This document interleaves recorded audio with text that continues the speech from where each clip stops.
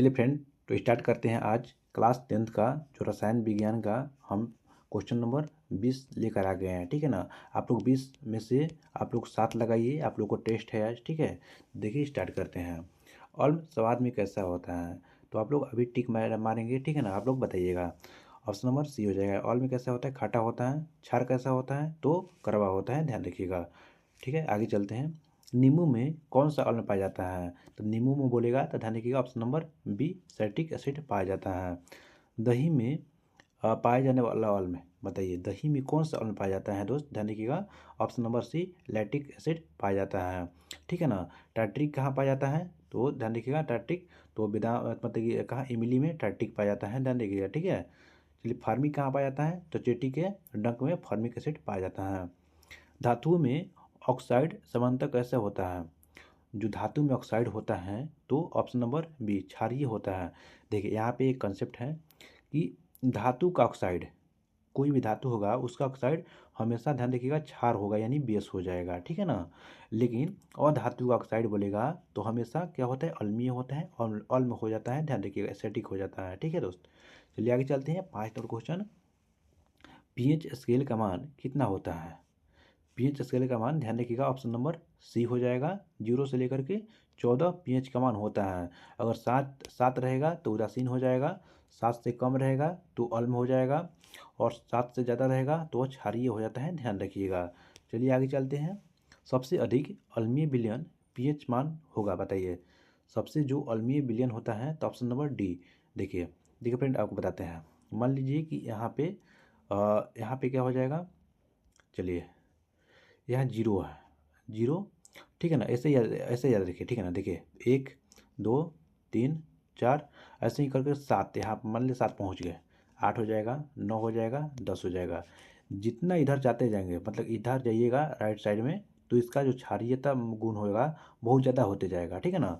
और इसमें जो इधर आइएगा लेफ्ट साइड में, तो इसका जितना आइएगा एक सबसे ज़्यादा मतलब अम्लीय गुण होता है, और 7 बीच में होगा तो क्या हो जाएगा, उदासीन होता है, ध्यान रखिएगा। चलिए आगे चलते हैं। क्वेश्चन, बेकिंग सोडा का रासायनिक नाम क्या होता है, तो बेकिंग सोडा का ध्यान रखिएगा ऑप्शन नंबर बी हो जाएगा, सोडियम हाइड्रोजन कार्बोनेट हो जाता है। ठीक है ना। चलिए आगे चलते हैं फ्रेंड्स। जंग लगना किस प्रकार का अभिक्रिया है, देखिए जंग लगना क्या होता है, ऑक्सीकरण अभिक्रिया होता है। इसमें क्या होता है कि नमी रहेगा और ऑक्सीजन रहेगा, ऑक्सीजन के साथ में यह कर देता है। ठीक है, ध्यान रखिएगा। चलिए आगे चलते हैं। नमी में ऑक्सीजन मिलेगा तो जंग लगेगा, आज जंग लगने के बाद में उसका वजन बढ़ जाता है, लेकिन वो जब जंग को हटा दीजिएगा तो वजन घट जाता है, भी ध्यान रखिएगा। क्वेश्चन नंबर 9 देखिए, स्टेनलेस स्टील किसका मिश्र धातु होता है, तो ध्यान रखिएगा ऑप्शन नंबर बी लोहा क्रोमियम और निकेल, लोहा क्रोमियम निकेल का मिश्र धातु होता है, ध्यान रखिएगा। चलिए आगे चलते हैं क्वेश्चन नंबर 10 पे। साबुन और डिटर्जेंट की किस गुण के कारण सफाई करते हैं, ध्यान रखिएगा। जो साबुन होता है और सर्फ होता है, किस गुण के कारण उसमें क्या होता है कि सफाई कर देता है, तो ऑप्शन नंबर सी होता है पैसिकरण। देखिए दोस्तों, देखिए फ्रेंड कैसे बताते हैं। देखिए मान लीजिए कि साबुन लगाते हैं या सर्फ लगाते हैं, तो जो मैल होगा, मैल को क्या करेगा, वो फुला देगा। ठीक है ना। और स्मरचक जो होता है वो फुला लेता है, उसके बाद में मतलब कि साफ हो जाता है। ठीक है, ध्यान रखिएगा। क्वेश्चन नंबर 11 देखिए, अल्कोहल का रासायनिक सूत्र क्या होता है, मतलब सॉरी अल्किन का रासायनिक सूत्र क्या होता है, तो ऑप्शन नंबर बी हो जाएगा, CnH2n+2 होता है। ठीक है, देखिए इसमें क्या होता है, मीथेन होता है, इथेन होता है, प्रोपेन होता है, ब्यूटेन होता है, पेंटेन होता है, हेक्सेन होता है। ठीक है, तो इसमें क्या होता है, मतलब कि अल्केन का सूत्र हो जाता है, ध्यान रखिएगा CnH2n+2 होता है। लेकिन अल्कीन बोलता तो CnH2n होगा। ठीक है ना। अल्काइन बोलता CnH2n-2 होता है, ध्यान रखिएगा। ठीक है, चलिए आगे चलते हैं। एथेन का रासायनिक सूत्र पूछ रहा है, एथेन का।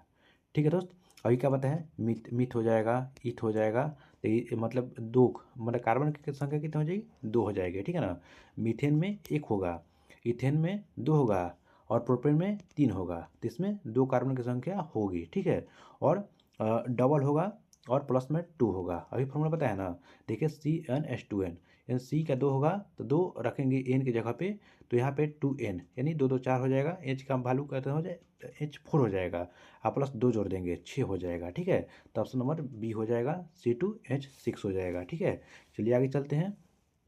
इथेनॉल का उपयोग किस रूप में किया जाता है? तो ध्यान रखिएगा, इथेनॉल का उपयोग ऑप्शन नंबर डी हम पार देंगे। ईंधन के रूप में, विलायक के रूप में, औषधि के रूप में, सबके रूप में किया जाता है उसका प्रयोग। देखिए, धातुओं को जंग लगने से बचाने की विधि क्या कहलाती है? तो ध्यान रखिएगा, ऑप्शन नंबर ए गैल्वेनीकरण कहते हैं। देखिए, कोई भी मान लीजिए साइकिल का हैंडल देखे होंगे आप लोग, साइकिल का हैंडल आप लोग देखे होंगे दोस्त, ठीक है। तो जो हैंडल होता है ये हर समय चमकते रहता है, तो उसमें क्या होता है, तो उसमें पाइसीकरण किया जाता है, ध्यान रखिएगा, मतलब सॉरी गलवीकरण, ग्लोबलाइजेशन किया जाता है, इसी कारण से वो जंग नहीं लगता है, ठीक है। मतलब जास्ता का ऊपर चढ़ाया जाता है। आगे देखिए क्वेश्चन नंबर 15, कैल्शियम ऑक्साइड का रसायन नाम क्या होता है? कैल्शियम ऑक्साइड का ऑप्शन नंबर सी हो जाएगा, यानी क्लीन लाइम हो जाता है, ध्यान रखिएगा। चलिए आगे चलते हैं क्वेश्चन नंबर 16 पे। ब्लीचिंग पाउडर बनाने में सबसे उपयुक्त गैस कौन सा होता है? जो गैस होती है ब्लीचिंग पाउडर में, option number C chlorine gas हो जाती है, ध्यान रखिएगा। क्वेश्चन नंबर 17 देखिए, धातुओं का निष्कर्षण किसने किया था? तो ध्यान देखिएगा फ्रेंड्स, ऑप्शन नंबर सी हो जाएगा।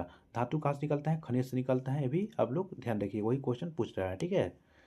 18 नंबर क्वेश्चन देखिए, अपघटन अभिक्रिया में क्या होता है? ऑप्शन नंबर बी, यानी पदार्थ टूट जाते हैं। देखिए, अपघटन आपको बताते हैं, जैसे NaCl लिखा लेते हैं, NaCl यहाँ पे ले लेते हैं, तो क्या हो जाएगा, Na प्लस हो जाएगा और Cl माइनस, यानी NaCl टूट जाएगा, तो उसको अपघटक अभिक्रिया बोलते हैं, ध्यान रखिएगा।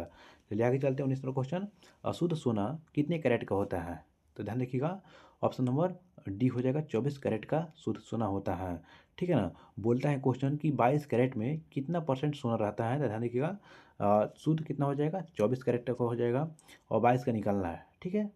तो 22 यहाँ पे लिख देंगे और यहाँ पे इंटू 100 से मल्टीपल कर देंगे, तो हमारा आंसर आ जाता है, ध्यान रखिएगा, ठीक है ना। चलिए आगे चलते हैं, 20 नंबर क्वेश्चन देखते हैं फ्रेंड्स। उर्वरक में नाइट्रोजन का मुख्य स्रोत क्या होता है? तो ध्यान रखिएगा, उर्वरक में जो मुख्य स्रोत होता है यूरिया होता है, ऑप्शन नंबर ए हो जाएगा। चलिए मिलते हैं नेक्स्ट पार्ट में, तब तक आप लोग अच्छे से पढ़ाई कीजिए मन लगा करके, और चैनल पर नए हैं तो सब्सक्राइब कर लीजिएगा। मिलते हैं नेक्स्ट वीडियो में, धन्यवाद।